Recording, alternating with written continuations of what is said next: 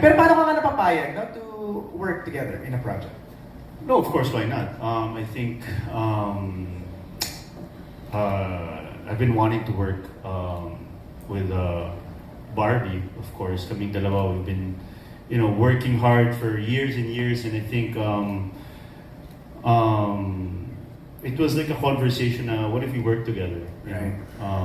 What are the possibilities? And I think it's an exciting journey, and we're guided by great creatives, great directors, and JRB unit loves Barbie, and it's my first with the JRB unit, and it's an honor for me to be part of this group. And yeah, it's been good so far. A quick reaction from Barbie when it was offered to you na magkakasama kayo in the series. Actually, I was still in Sins of the Father when Miss Julie told me. Patapos na kasi po yun.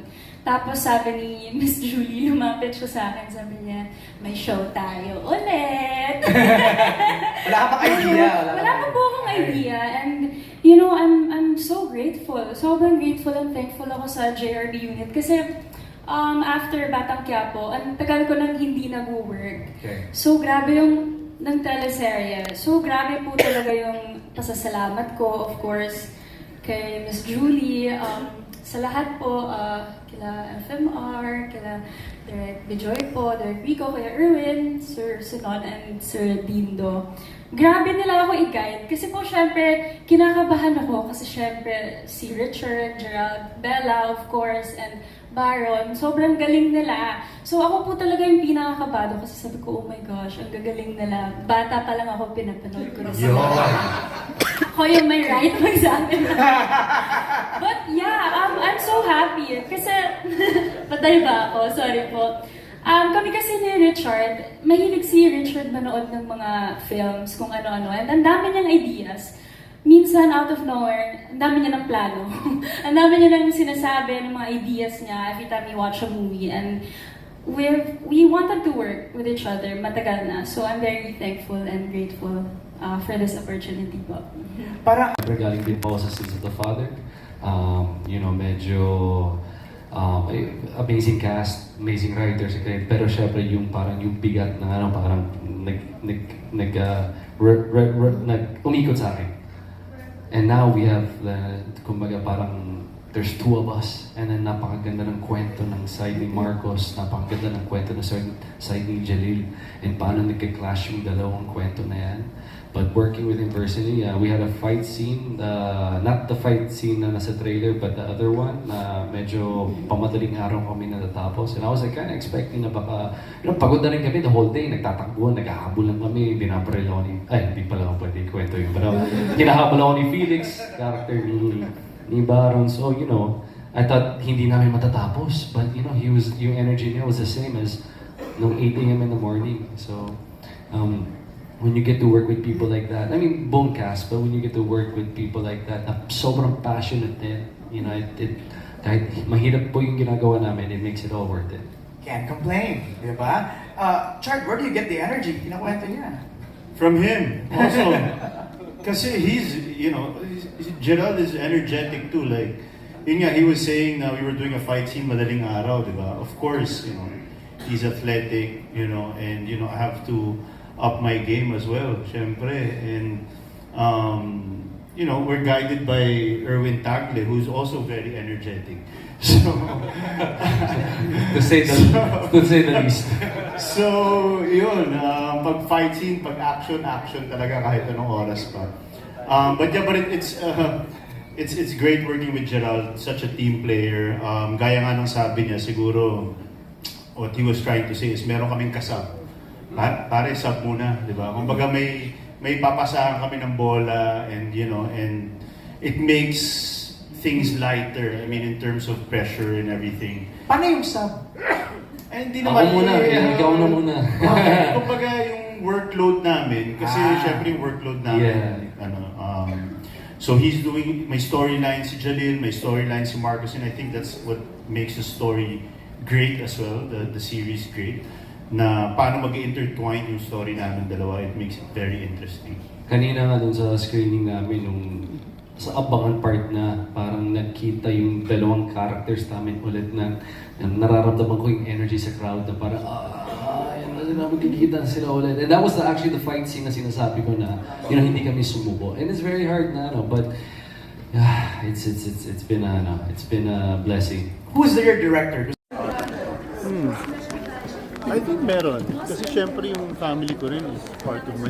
Kumbaga sa mundo ko ng industriya ng entertainment, yung pamilya ko is part of it for a long time.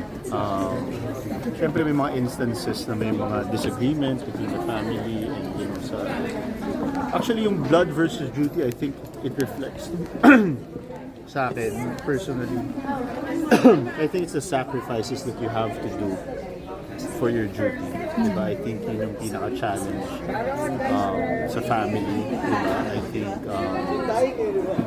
basically when you're doing a teleserye like this, wala kang masyadong oras to spend with your family, and it's really hard to balance, and I think that's what I've learned throughout the years as well. So what's the biggest sacrifice that you did? You know, when you're really passionate and dedicated with your craft, with your work, minsan di mo maiwasan na yung oras mo, napupunta sa trabaho. So I think yun yung, especially with our kind of work sa teleserye, I think yun yung isa sa mga talagang nasa-sacrifice minsan yung time. Kaya pagka after ng isang project naman, bumabawi naman. So I've learned how to balance. Paano mo na-explain sa mga anak na sa mga anak mo, paano mo na-explain na daddy has to work, kaya... Gets naman nila ngayon. Medyo nasanay na sila sa akin na pag may teleserye ako, talagang busy ako. Naintindihan naman nila, I explain it to them. And also, they're very excited pag may bago akong teleserye. Kasi pinapanood nila. So, happy sila pag nag-work ako. So pag may teleserye ka, ang dalawang kids na kay Sarah? Hindi pa rin. We have a schedule. We have a fixed schedule. So, even if I'm working, yung kids na sa house ko, or minsan papadala ko sa house ng brother ko.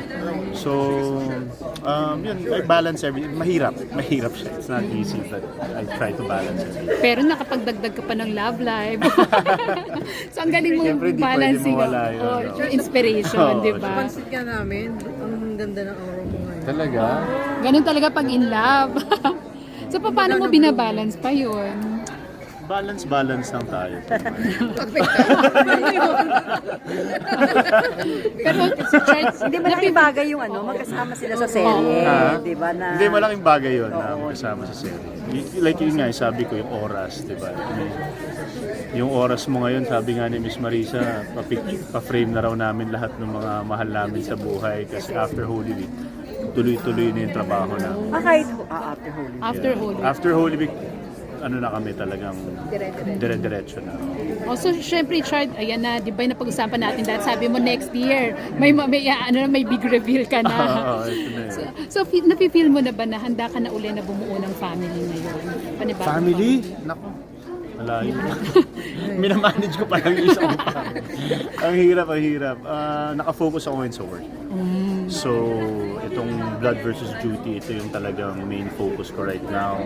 I'm not looking beyond, anything beyond this right now. Anong disadvantages na kasama mo yung love mo sa set? Katrabaho mo, ganyan. Meron ba? Disadvantage?